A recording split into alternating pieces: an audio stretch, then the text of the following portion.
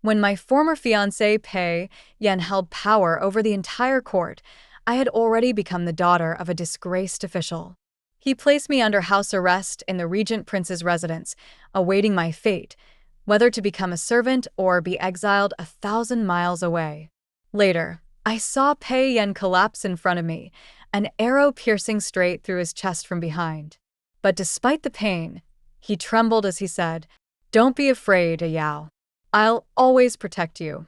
When Pei Yan supported the young emperor to the throne and was granted the title of regent prince, I knew then that the Ji family's days were numbered.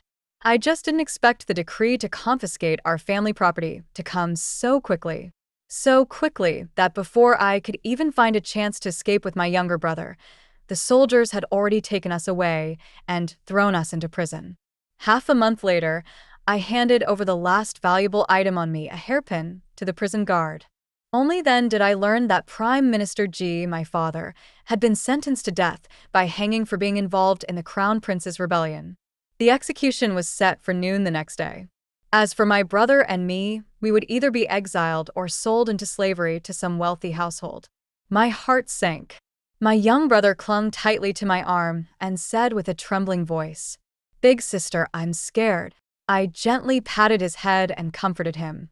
"Don't be afraid, Linen. Big sister will always protect you." The dungeon was dark and damp, and my brother trembled in my arms. My father would never have imagined that the sixth prince, Pei Yan, who had been rejected by the Ji family 3 years ago and then driven out of the capital by the crown prince, would join the military, fight his way back, and rise to become the all-powerful regent prince. And the very first thing he did once he gained power was to take down our prime minister's residence, to set an example for the rest. After a while, a guard stormed in and barked, "Which one of you is Ji Shuyao?" His tone was harsh and intimidating. I didn't dare answer right away. When no one responded, he snapped impatiently, "I asked you a question. Are you all deaf?" As he spoke, he cracked his whip with a loud snap to scare us. All the women locked up with me were from the Ji family. Someone shoved me forward and, with a trembling voice, said, "It's her. She's Ji Shuyao." I frowned but had no choice. I stepped forward cautiously and asked the guard what he wanted from me. But instead, he shouted at me, saying that someone above had called for me. I was to go with him and not ask unnecessary questions. Still, I looked back at my brother and couldn't help but say, "Sir, my brother is very young. He can't be left alone." Could I? Before I could finish, the whip lashed across my right arm. Blood immediately seeped through my sleeve. He yanked me out roughly. My brother cried and tried to hold on to me, but the guard kicked him to the ground. I struggled to return to him, but a sudden sharp pain struck the back of my neck, and everything went black. When I opened my eyes again, I was lying on a soft, carved wooden bed. The whip wound on my arm had already been bandaged, wrapped in layers of white cloth. Suddenly remembering something, I lifted the blanket and checked. My prison clothes were gone, replaced by clean undergarments. Though I knew that in my current situation, it would be impossible to keep my innocence, I still instinctively rolled up my sleeve to check. Only after confirming did my tightly furrowed brows ease a little. Just then, I heard a cold laugh from outside, followed by a mocking voice. "You're already a prisoner. What's the point of worrying whether you're still pure or not?" My heart clenched. My pupils trembled violently. That voice, it was Pei Yan. I had imagined us meeting again, but never like this. Before long, he slowly walked in. I mustered all my courage and looked up at him. 3 years had passed, yet Pei Yan was still as tall and handsome as ever. But the gentle and refined aura I once knew was now replaced by a chilling ruthlessness that made him intimidating. He stopped beside the bed, looking down at me. His deep eyes held an intense sense of danger. Then, the corners of his lips curved as he said in a mocking tone, "Long time no see, Miss Ji." I said silently in my heart, "Long time no see, Pei Yan." But my face remained calm, showing no emotion. Thinking of my brother in prison, I quickly got off the bed, knelt before Pei Yan, and bowed my head in pleading. I, Ji Shuyao, greet His Highness the Regent Prince. I beg you, for the sake of our past, please spare my younger brother's life. Once a proud daughter of the Prime Minister's household, now I was so humble, reduced to dust. The past. Pei Yan said quietly. Do you mean the time you rejected my proposal in public and made me a laughingstock? Or the time you falsely accused me of harassing noblewomen, causing me to be banished from the capital? My heart ached. I held back my tears and replied with a slightly trembling voice. I meant the bond we shared growing up together. Pei Yan crouched down in front of me and grabbed my chin, forcing me to meet his eyes. His voice dropped to a menacing low. Years have passed, and you're still a master of lies, aren't you, Miss G? Why don't I help you recall who said we'd cut ties completely and pretend not to know each other ever again? He gripped me so tightly I couldn't speak. I could only look at him, silently begging. I had wronged him, yes, but my little brother, he didn't know anything. He was innocent. Suddenly, Pei Yan's expression changed. He flung my face aside and said coldly, Don't think you can fool me with those worthless tears. I know all too well how heartless you are. Only then did I realize tears had quietly fallen. One had landed in Pei Yan's palm. He immediately pulled out a handkerchief and wiped it off with disgust, then tossed the cloth in front of me. I let out a bitter laugh. So this is how much he hates me. When he saw me laugh, Pei Yan froze for a moment. Then his anger deepened. He returned to sit at the edge of the bed. After a brief silence, the fury in his eyes gradually faded. Under the flickering candlelight, the corners of his mouth curved into a cruel, yet excited smile. He looked at me and said, If you want me to save your brother, it's not impossible. But you'll have to trade the thing you care about the most. For example, your chastity. I stared at Pei Yan in disbelief, shocked he could say something like that. But he was wrong. As a woman, walking through life was already hard enough. In the face of family ruin and disaster, even being forced into prostitution wasn't out of the question. So right now, the one thing I cared least about was this body. Besides, he was Pei Yan, the boy I had cared for since I first learned to understand the world. So I looked at him calmly and replied, All right, it's a deal. I slowly got up and walked over to Pei Yan. After a moment of hesitation, I gritted my teeth and reached out to untie his belt. I didn't even know where I got the courage.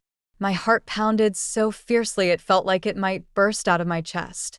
My hands trembled so badly I couldn't get the knot undone, so I looked up at Pei Yan, almost pleading for help. The smile on his lips had long since faded. His eyes were flushed with shock and fury. As soon as I looked up, he suddenly grabbed me and threw me down onto the bed, pinning both my wrists so I couldn't move. Sensing danger, I shut my eyes tightly. But the moment I feared didn't come. Instead, I heard Pei Yan's mocking voice beside my ear. Ji Shuyao, do you think I'm the kind of man who'd take just anyone? Look at yourself, disgusting. His words made it feel like my breath stopped altogether. I'd been in prison for over half a month. The food there was barely edible, and whatever cleaner portions I had, I gave to my brother. So it wasn't surprising that I now looked malnourished and frail. I was just about to speak when he abruptly rose from the bed. With his back to me, he said coldly, Stay here and recover. Once your injuries heal, whether you're sent to be a servant or exiled, someone will come tell you. With that, he flicked his sleeve and stormed out. I heard the sound of a lock clicking shut from outside and hurried over to the door. It opened only a crack. Through the narrow gap, I saw Pei Yan's figure growing smaller in the distance. I shouted after him, My brother, he's still so young and weak. Please, Your Highness, I beg you to save him. Pei Yan didn't even look back. He walked quickly and soon vanished from sight. A sense of unease grew in my chest. I worried he wouldn't take it seriously.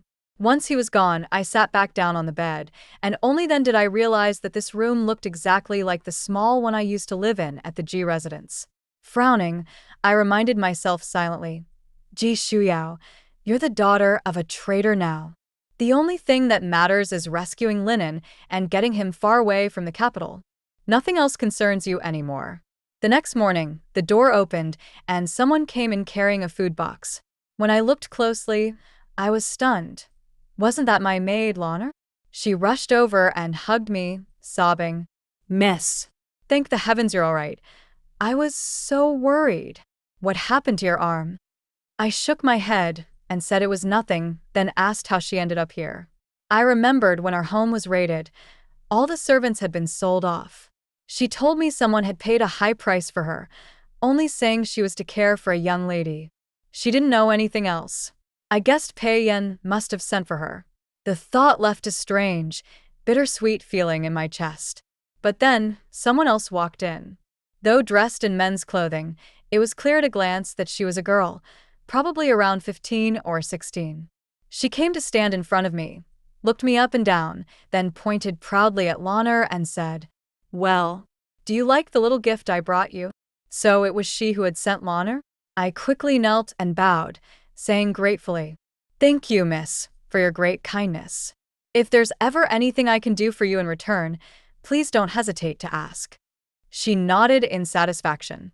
After thinking for a moment, she grabbed my hand and said she wanted to learn how to make that famous Beijing dessert, osmanthus milk custard, and wanted me to teach her personally. She was a straightforward girl, but I hesitated. "What's wrong?" She raised an eyebrow. "Didn't you just say you owed me a favor?" So much for the reputation of noble ladies in the capital. I quickly replied, "You're teasing, miss. I'm no noble lady, not anymore. Besides, it's not that I don't want to teach you. It's just, I was told to stay in this room and not step outside." I remembered Pei Yan's words before he left, to stay put and recover. I still needed his help, so I didn't dare defy him. But the young lady just smiled, took my hand, and pulled me out, saying as she walked, "If you're worried Pei Yan will be angry, don't be. I'll cover for you. He always listens to me." She stopped and turned to me, beaming as she asked, "Does it upset you when I say things like that?" I curved my lips into a soft smile, shook my head, and said, "You've helped me. No matter what you say, I won't be angry." She dragged out her reply with a teasing murmur, "Oh, I'm not so sure about that." She led me to the kitchen, and under her insistence, I made 2 bowls of osmanthus custard. But the whole time, she didn't lift a finger to help. She just sat nearby, watching quietly. When I was done, she picked up 1 bowl, tasted it, and smiled with sparkling eyes. "It's so good, big sister. You're amazing." I smiled back. "As long as you like it." My little brother Linen also loved my osmanthus custard.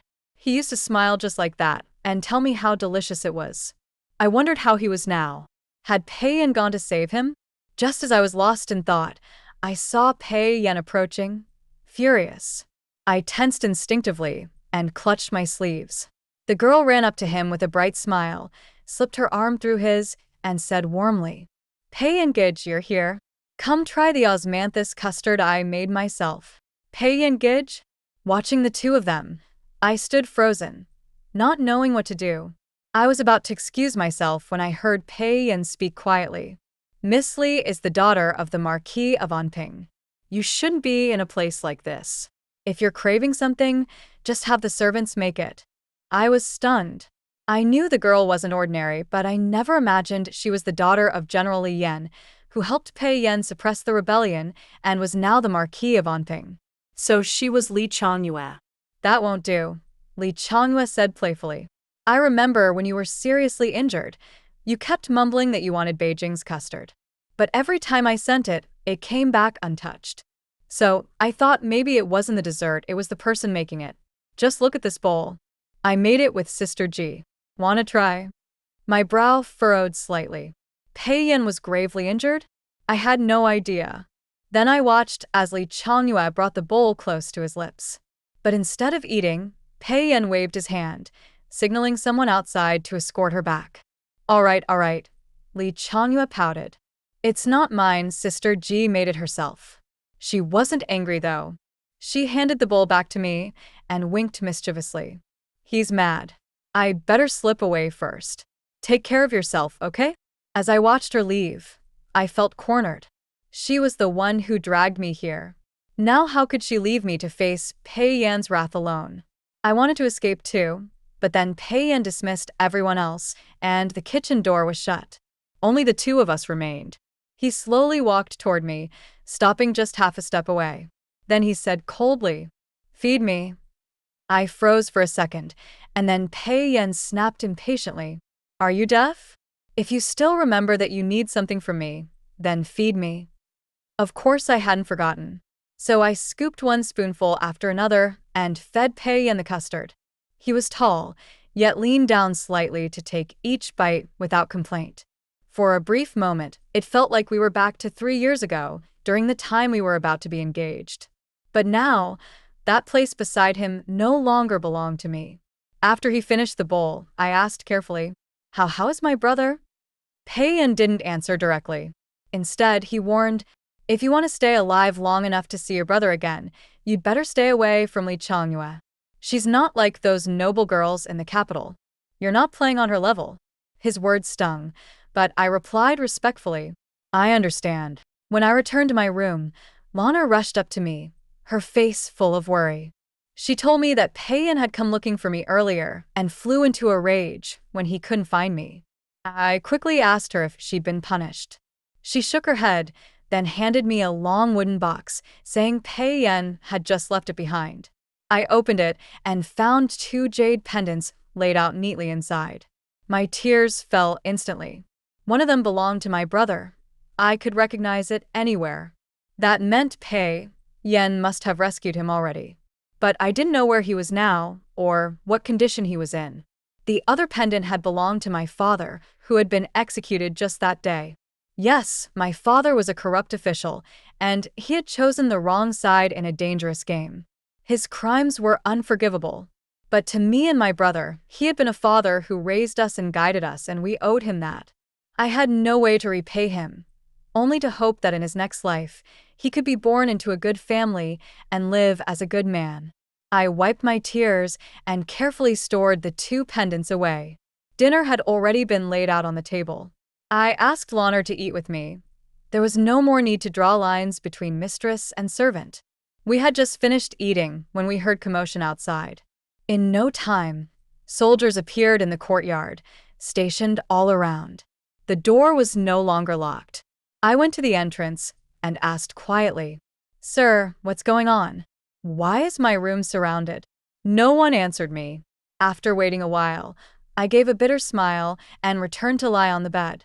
I couldn't understand what Pei Yan's attitude toward me was anymore.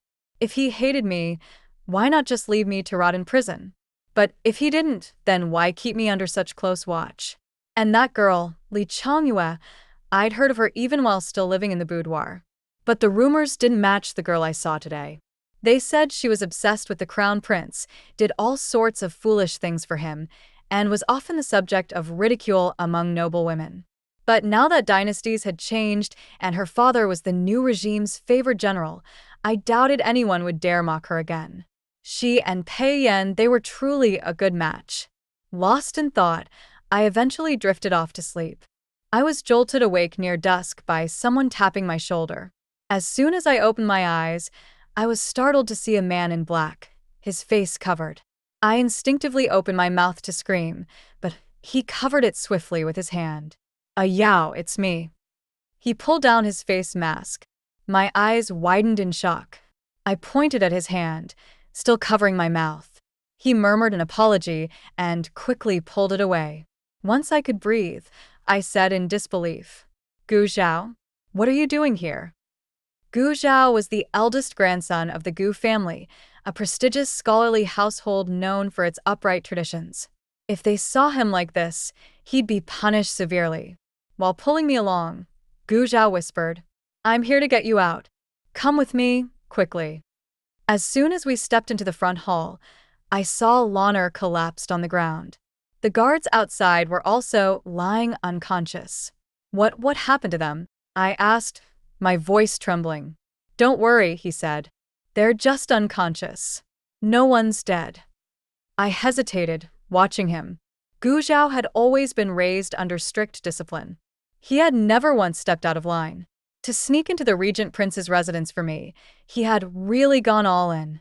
I was deeply grateful. But I couldn't go with him. My brother was still here. Just before we reached the courtyard gate, I pulled my hand away and said softly, "Gu Zhao, go. I can't leave. And you mustn't come back again." He looked at me in disbelief. "Is it because you still have feelings for Pei Yan? Is that why you won't leave?" I didn't respond. After a long pause, he said again, Yao, he's not worth it. After all you did for him, he never even knew. He's the reason you're in this mess. And now the entire capital is saying he's going to marry Li Changyue." Before he could finish, a long arrow sliced past his cheek and embedded itself in the wooden door behind him. We turned toward the direction it came from. There stood Pei Yan, bow still raised, eyes cold as night. Li Changyue stood beside him. Pei Yan walked straight over to Gu Zhao, lowering his voice with a dangerous calm. "Master Gu, showing up at my residence in the middle of the night, drugging my guards, and trying to take someone from under my roof. Are you bored of your peaceful life and looking for trouble?" My brows furrowed. Gu Zhao had come for me. He mustn't suffer consequences for this. I was racking my brain for an explanation when Li Changyue beat me to it. Zhao, did you come to help me find my pouch?" she asked sweetly. Then she turned to me with an apologetic smile. "Sorry, Sister Ji. I'm always so careless. I must have dropped my pouch here earlier today when I visited. It's just a little thing, but it was a keepsake from my late mother. I mentioned it to Zhao this afternoon. He must have gotten anxious and came here to look for it. Sorry for disturbing you." Gu Zhao froze for a moment. Everyone present knew the truth. But since Li Changyue had offered a public excuse, the matter had a face-saving resolution. Pei Yan couldn't pursue it any further. After Gu Zhao left, Li Changyue insisted that her pouch must be somewhere in the residence and said she had to stay the night. Pei Yan was helpless against her, and after she clung to his arm and pouted, he reluctantly agreed. A short while later, she lay down on the chaise lounge beside my bed. I turned to look at her. Her sleeping face was peaceful, almost like an innocent little rabbit. I gave a slight smirk and couldn't help saying, "Miss Li, there's no need to constantly test and provoke. Pei Yan hates me. Given who I am now, there's no way there could ever be anything between us again." Li Changyue opened her eyes drowsily and replied softly, "Sister Ji, what are you talking about? I don't understand a word." I sighed quietly, then said directly, "Everything you did today had 3 goals. First, to test whether Pei Yan still cares about me. Second, to show me that you're already by his side. And third, to use Gu Zhao to make him misunderstand me. For someone your age, your schemes are already so intricate. You truly live up to the title of a general's daughter." As soon as I finished, Li Changyue let out a low laugh. Her eyes lit up, shining even under the dim candlelight. "Sister Ji, you really are a clever one. No wonder Pei Yan is so stubborn and hard to win over. If I had someone like you by my side, I wouldn't care about anyone else either."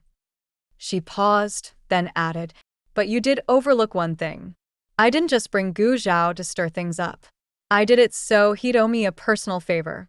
The Gu family is a respected scholarly household with many influential followers in the court. Having their support counts for something." I looked at her, puzzled. "Why are you telling me all this?" She turned around, lifted her arms to rest behind her head, and said casually, "If you were a little dumber, I might have had a shot at getting close to Pei Yan. But now I see how smart you really are, and that complicates things for me. If I want to get what I want, I'll have to find a different way." I asked curiously, "What is it that you want?" For a moment, the room fell silent. Then her voice echoed softly, firm and full of strength. "I want power, and more than that, I want freedom. This era puts too many chains on women, but I want to live by my own will, freely and without regrets." Her words stunned me, like a spark catching fire inside my chest. I couldn't calm down for a long time. The next morning when I woke, Li Changyue was gone. Staring at the now empty chaise where she'd lain, I couldn't help but think. She was clever, yes. But what she pursued was like the moon in the night sky. Beautiful, yet forever out of reach. And because of that, the road she walked was bound to be treacherous. I admired her spirit, her defiance, but I didn't want to see her drag Pei Yan into danger with her. I had to do something. So that evening, I took some pastries I had made earlier and headed toward Pei Yan's courtyard. I held the food box close to my chest, walking carefully, afraid to ruin the shape of the delicate treats. I remembered how Pei Yan used to bring me snacks like this, time and time again. Back then, I never thought much of it. I thought it was normal. I stopped in front of his courtyard. My hands trembled slightly as I held the box. What I saw inside stunned me. Pei Yan was drinking and laughing with a foreign dancer in his arms. Was this what Li Changyue meant by finding another way? My heart clenched. I turned to leave, but then Pei Yan's cold voice called out behind me. If you take one more step, I'll go to the Gu family tomorrow and throw Gu Zhao into prison. I froze. My feet wouldn't move. I didn't know the Pei Yan standing there anymore. I couldn't tell if he was just trying to scare me, or if he really meant it.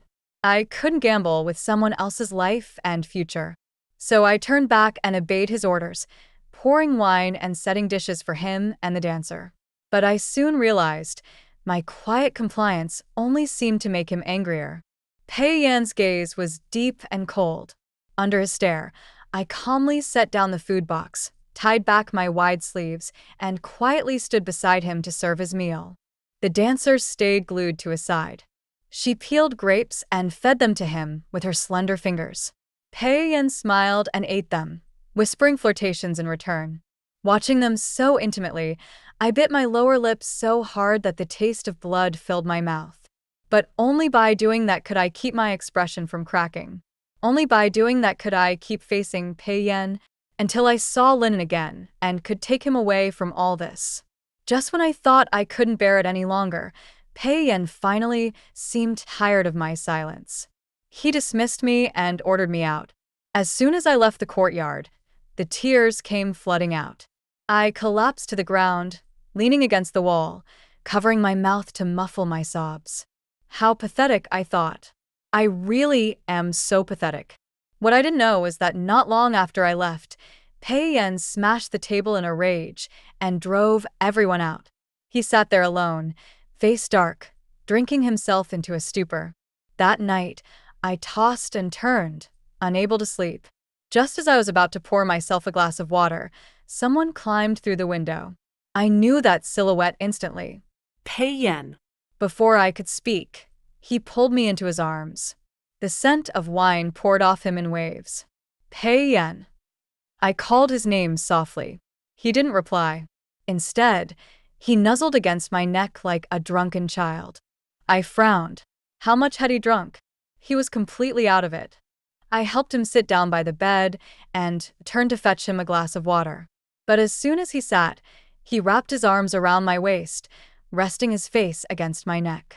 My ears flushed. I quickly tried to push him away and peel his arms off me. But when my palm touched his cheek, I froze. Was that a tear? I leaned down, bringing my ear close to his lips, and heard him mumbling softly, his voice full of grievance. Ji Shuyao, why don't you want me anymore? You, heartless woman. Yao, I miss you so much. Can't we go back to the way we were? You big meanie. How could you not even get jealous? Yao, even Li Changyue can tell you still love me. So, why were you trying to run off with Gu Zhao? He was drunk and didn't know, but every word shattered my heart. I kissed the tears from his face, gently whispering back to everything he said. Outside, the wind rustled. Inside, warmth and longing lingered between us. That night, I thought I could slowly start explaining everything to Pei Yan. But over the following days, for some reason, he left early and returned late. I barely saw him at all. Until one evening, more than half a month later, the whole estate was thrown into chaos, and Gu Zhao came to find me again. At that moment, I sat inside the carriage Gu Zhao had prepared, with Lan'er beside me, just as tense. Gu Zhao tugged the reins outside and shouted, "Hiya!" And the carriage carried the three of us forward. I didn't know exactly what had happened, but I understood one thing clearly. Something had happened to Pei Yan. I lifted the side curtain of the carriage and peeked outside. Just as we were leaving, I saw a large troop of soldiers storming into the prince's residence with torches in hand. Through the noise, I vaguely heard the leading general shout, "Arrest the traitor Pei Yan, dead or alive." I pulled my hand back and stared steadily at Gu Zhao, who was driving. The last time he snuck into the prince's estate, it had been under Li Changyue's guidance.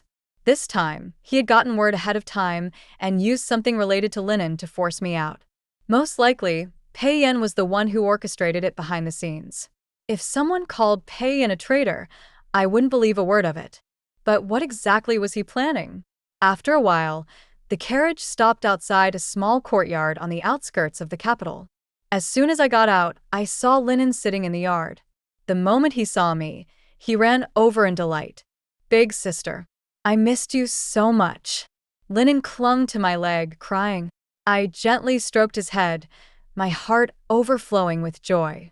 Gu Zhao's brows furrowed deeply as he said, "Yao, you and Linen should stay here for now. The capital isn't safe lately. Don't go wandering around. I'll have someone bring you everything you need." He seemed unwilling to leave until he got my promise. I nodded, thanked him softly, and said, Don't worry about me. "You should hurry back to the Gu residence. A storm is coming to the capital. You need to be careful too. No need to come see me every day." He pressed his lips together, as if holding something back. After thinking it through, he finally said, "Yao, Pei Yan probably won't be able to protect you anymore. When all this blows over, I'll talk to my family. Don't worry, I'll marry you and take care of you and your brother." Blushing, he turned and left. I let out a soft sigh. I didn't know when things had reached this point where Gu Zhao misunderstood me so deeply. I'd have to find a chance to explain it all clearly. As I was closing the gate, I suddenly had the sense that someone was watching me from the shadows. But when I looked around, there was no one there. Still, a chill ran down my spine. 5 peaceful days passed, until an uninvited guest came knocking. "Open up. Government patrol. Routine inspection," a soldier shouted from outside. I told Lonner to take Linen inside, then opened the door to let the soldiers in. "Sir, there are only 3 of us living here. My younger brother, my maid, and me. No strangers have come by. I hope you'll understand there's no fugitive here." As I spoke, I tried slipping him some silver as a bribe. But seeing my gesture, the soldier's eyes darkened with greed. He grabbed my hand and wouldn't let go. My stomach turned. I yanked my hand back and slapped him across the face. He clearly hadn't expected that. Enraged and humiliated, he pulled the sword from his waist and slashed toward me. It all happened in a flash. Just as the blade was about to strike, Li Changyue leapt in from nowhere and kicked him back 2 meters. The man scrambled to get up and fight again, but when he saw the jade emblem hanging from her waist, he dropped to his knees, shaking with fear. Li Changyue gave a cold snort. "This courtyard is under the protection of the Marquis of Anping. Go back and tell your superior. If anyone dares to make trouble here again, I'll have their head. Now get out." The soldier didn't dare linger. He crawled out in a panic. I looked at Li Changyue beside me, dressed in striking red, bold and brilliant. I thought to myself, she must hold tremendous power in the capital now. Otherwise, a low-ranking soldier wouldn't be so terrified just from seeing her token. Li Changyue turned to me, with her usual bright smile. "Sister Ji, long time no see." Thinking she was here for Pei Yan, I frowned and said, "Miss Li, if you came to arrest Pei Yan, you're asking the wrong person. I haven't seen him in a long time." She blinked, then burst into laughter. After a moment, she said slowly, "What if I told you I know where he is? Would you want to see him?" With that, she pointed toward 2 horses waiting by the gate, then walked off without another word. I pressed my lips together. Without thinking too much, I told Lonner to take care of Linen, then mounted a horse and followed Li Changyue. As we neared Qingyan Pass, just beyond the city, I could already hear the clash of weapons in the distance.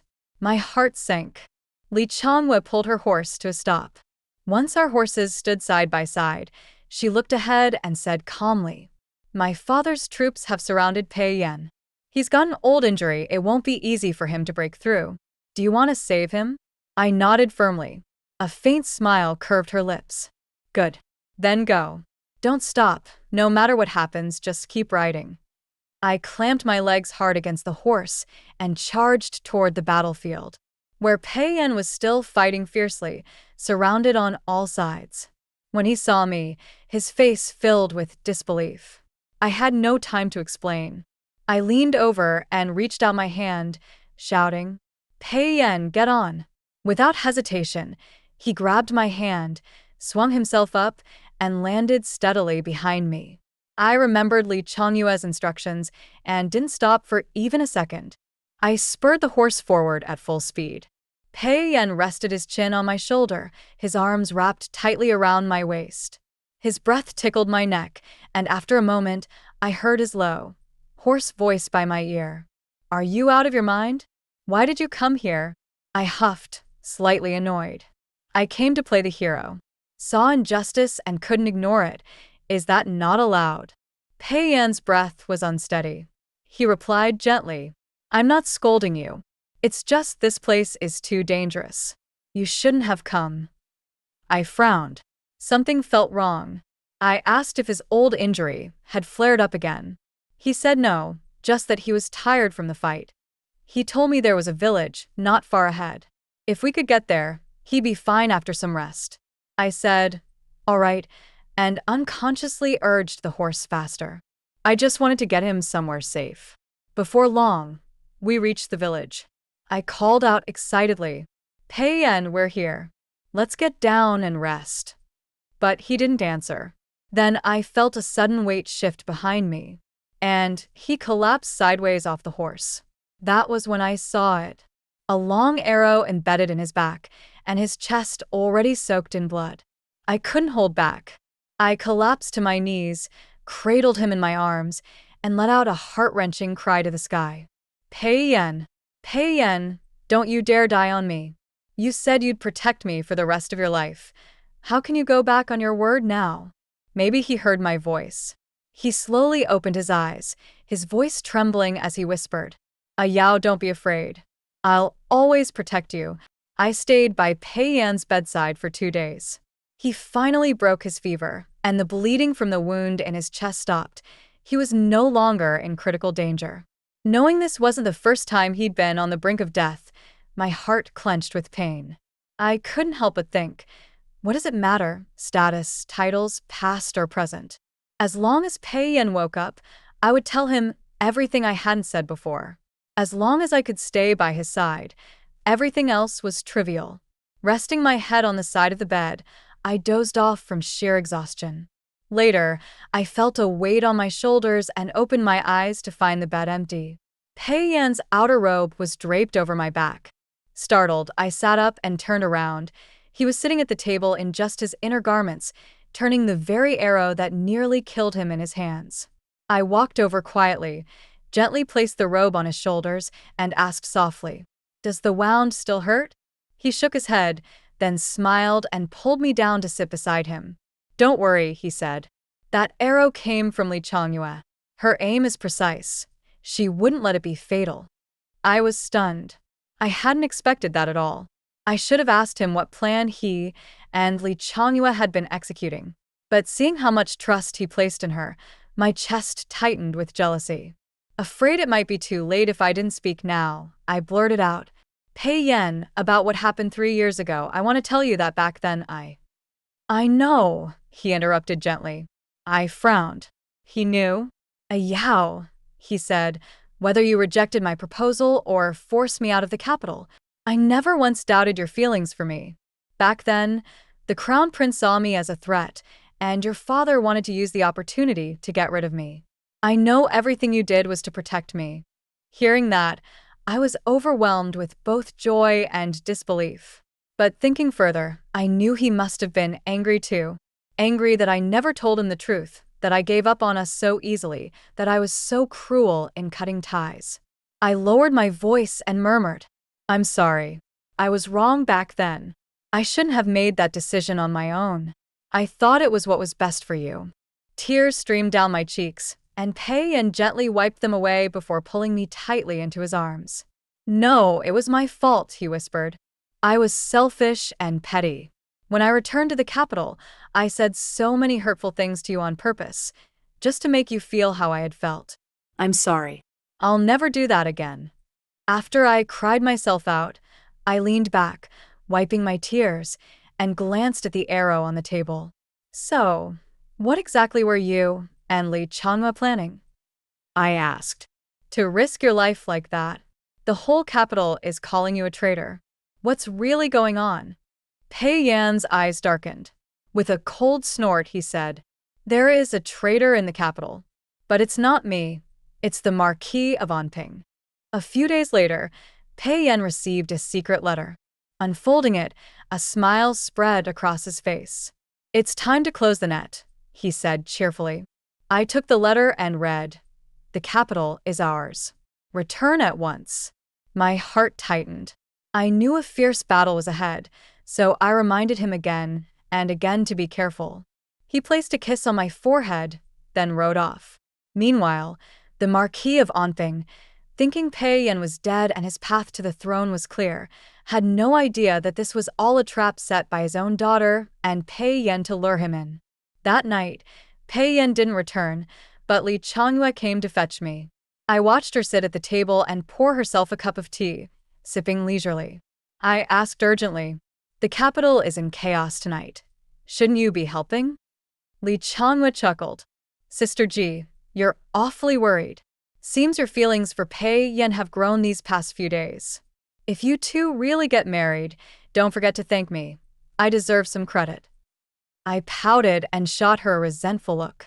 She pulled me to sit beside her, then whispered, relax. My father thinks I shot and killed Pei Yan. He's already lost in delusions of power. But the capital is full of my people now. Pei Yan's just going to clean up. He's not in any real danger. Relieved, I looked at her and asked, aren't you worried Pei Yan might kill your father? Li Changyue's expression finally turned serious. With a calm face, she said, when ambition takes over, family means nothing. That's how Li Yan is. That's how I am. If I resign myself to being a proper noble daughter and let my family control my life, maybe we could have preserved some father-daughter bond. But I won't live like that. I was born to be a mountain, not a stream. No one will dictate my path. Li Changyue was unlike any woman I'd ever known. I too had once been trapped by family, struggling on the edge of despair. If it were her, I knew she'd do better than I ever could.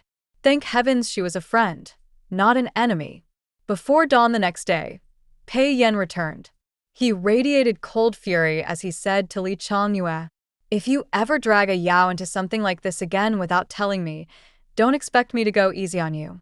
She shrugged with a grin. Fine, fine. If not for me, you two would still be sulking separately. Not a word of thanks. And after I spent the whole night protecting her. What a waste of kindness.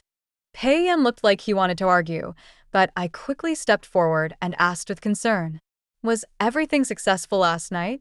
He took a deep breath and finally turned away from her to answer gently. Yes. The Marquis of Anping tried to use the emperor to control the nation. He's been captured and will face judgment. His sons too, they're all in prison, waiting for punishment. I turned to Li Changyue, about to ask if she was all right, but she waved it off and said breezily, all right, you two are back to being lovey-dovey. No point in me sticking around. I'm off. Watching her leave, I felt a strange pang in my heart. Eventually, peace returned to the capital. The emperor issued a decree. The Marquis of Anping had committed treason and would be executed. His sons would be exiled for life, no pardon allowed. But Li Changyue, who turned in her father and saved the emperor, was rewarded instead. Originally meant to be stripped of her noble title, she inherited her father's rank instead, thanks to Pei Yan's insistence. She became the first female marquis in history.